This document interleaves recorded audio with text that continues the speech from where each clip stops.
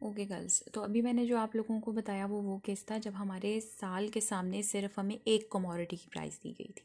लेकिन अगर यही सवाल आपके पास आ जाए कि find the chain indices using 1991 as a base, और चेन इंडाइसेस का वर्ड आपको पता है कि अब आपने लाजमी लिंक रिलेटिव्स ही निकालने हैं, लेकिन अब आपके पास ईयर्स के सामने एक कमोडिटी की प्राइस नहीं है बल्कि एक से ज़्यादा कमोडिटीज़ अब आपको नज़र आ रही हैं। ठीक है, तो हमने क्या निकालना है, definitely we have to find the link relatives for all the commodities. हमने वीट के लिए भी लिंक रिलेटिव्स निकालने हैं, राइस के लिए भी निकालने हैं और कॉटन के लिए भी निकालने हैं।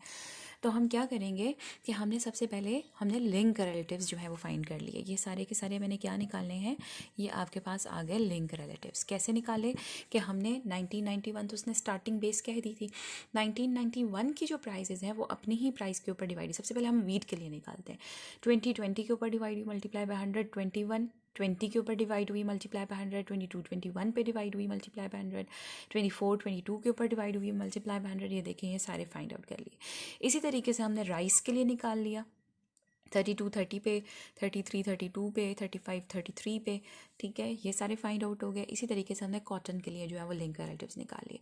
डू रिमेंबर दिस, जब मैंने आपको क्लास में लेक्चर दिया था तब भी मैंने आपको ये बात कही थी कि बहुत ख्याल रखना है जब आप लिंक रिलेटिव्स निकालते हैं कि ये ना हो कि आप इस तरीके से डिवीजन कर लें, यानी वीट की डिफरेंट साल की जो प्राइसेस हैं वो ही पिछले साल की प्राइस के ऊपर डिवाइड हो। अक्सर स्टूडेंट जो मिस्टेक करते हैं वो ये करते हैं कि राइस की जैसे 30 को 20 पे डिवाइड कर रहे हैं, 120 को 30 पे डिवाइड कर रहे हैं, तो क्या हो रहा है, राइस की प्राइस वीट की प्राइस पे डिवाइड हो रही है, कॉटन की प्राइस राइस पे। तो ऐसा तो पॉसिबल नहीं है। तो जब आपने डिवीजन लिंक रिलेटिव्स निकालना है तो याद रखें कमोडिटी वाइज डिवीजन होगी। ठीक है, वीट की प्राइस ही डिफरेंट सालों की वीट की ही प्राइस पे डिवाइड होनी चाहिए, राइस की डिफरेंट सालों की प्राइस राइस की ही पिछले साल की प्राइस पे डिवाइड होनी चाहिए। ठीक है, अब हमने ये सारे सालों के लिए डिफरेंट कमोडिटीज़ की जो लिंक रिलेटिव्स थे वो हमने फाइंड आउट कर लिए। देखिए, ये 100 आ गया, ये 105 आ गया, 104.8, 104.2, ये हमने हर कमोडिटी की जो रिलेटिव्स थे वो हमने फाइंड आउट कर लिए। अब मुझे क्या चाहिए, अब डेफिनेटली हमें पता है कि हर साल के जो सामने है आपको एक इंडेक्स चाहिए। ठीक है, हर साल के सामने एक इंडेक्स चाहिए आपको। ठीक है, अब यहाँ तो हमारे पास एक साल के सामने 3 कमोडिटीज़ हैं और 3 कमोडिटीज़ के 3 लिंक रिलेटिव्स हैं, तो अब मुझे तो एक वैल्यू चाहिए इंडेक्स के तौर पे। तो मैं क्या करूँगी कि मैं इनका एवरेज ले लूँगी। मैं इन जो आपने टोटल करना है वो ईयरली टोटल करना है। याद रखें कि इंडेक्स हमेशा ईयरली निकलता है, हर साल के सामने निकलना है। तो एक जो चीज़ मैंने आपको बताई कि जब आप लिंक रिलेटिव्स निकालें तो कमोडिटी वाइज डिवाइड करना है। याद रखें कि हर जो कमोडिटी है उसी की प्राइस करंट ईयर की पिछले साल की प्राइस पे डिवाइड। जब आपने टोटल करना है तो याद रखें कमोडिटी वाइज टोटल नहीं करना, क्योंकि मुझे कमोडिटी के सामने इंडेक्स नहीं चाहिए, मुझे ईयरली टोटल करना है। Got my point.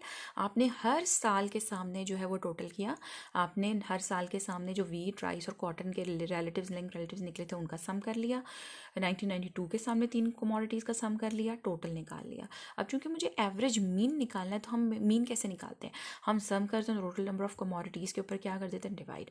तो 3 कमोडिटीज़ थी, 3 कमोडिटीज़ के लिंक रिलेटिव्स को मैंने सम किया, 300 आया, और जो कमोडिटीज़ 3 थी तो मैंने इसको 3 के ऊपर क्या कर दिया, डिवाइड। अगर यहाँ 4 कमोडिटीज़ होती तो 4 कमोडिटीज़ के लिंक रिलेटिव्स टोटल होते और 4 पे डिवाइड हो जाता।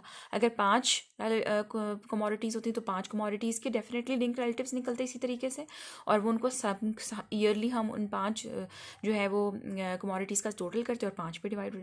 समझ आ रही है? ठीक है, तो अब चूंकि 3 कमोडिटीज़ हैं, 3 कमोडिटीज़ का हमने टोटल कर लिया 3 कमोडिटीज़ का, और मीन निकालने के लिए इन टोटल को 3 के ऊपर क्या कर दिया, डिवाइड। अब यहाँ मीन निकाल के आपने छोड़ नहीं देना, बिकॉज ये क्वेश्चन आपका क्या है, आपने चेन इंडाइसेस फाइंड करना है। तो अब आप देख रहे हैं हर साल के सामने मेरे पास एक वैल्यू आ चुकी है जो कि है उनका एवरेज, जो है उनका मीन।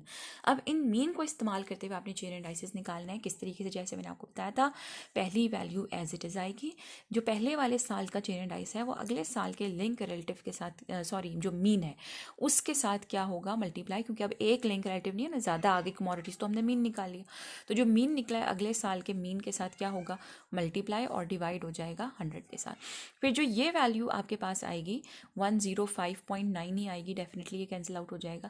अब ये 105.9 जो है ये आपकी मल्टीप्लाई होगी अगले साल की मीन के साथ जो कि है 103.6, और डिवाइड हो जाएगी 100 के साथ। फिर जो वैल्यू ये आएगी, लेट सपोज ये आपके पास आ रही है अगर हम इसका लें तो ये हमारे पास तकरीबन 104.8 समथिंग आ रही है। लेट्स 104 चलें, हम कर लेते हैं 2 है। अगर ये आपके पास इसका ये वैल्यू आ रही है तो अब ये जो वैल्यू है ये अगले साल के जो एवरेज है, जो मीन है, उसके साथ क्या होगी, मल्टीप्लाई और डिवाइड हो जाएगी 100 के साथ। तो इस तरीके से आपने इसको कंटिन्यू करना है। तो जब आपके पास हर साल के सामने एक कमोडिटी नहीं, एक से ज़्यादा कमोडिटीज़ हैं, तो आपने लिंक रिलेटिव्स निकालने के बाद, ठीक है, कमोडिटी वाइज लिंक रिलेटिव्स निकलने के बाद ईयरली उनका टोटल और एवरेज निकाल लेना है। एवरेज निकालने के बाद आपने उसको स्टॉप नहीं करना, बल्कि उसका चेन इंडाइसिस आपने निकालना है, बिकॉज आपका सवाल चेन इंडाइसिस का है। तो चेन इंडाइसिस का प्रोसेस मैं आपको समझा चुकी हूँ कि किस तरीके से आपने फाइंड। आई होप सो कि आप लोगों को ये बात समझ आ गई होगी।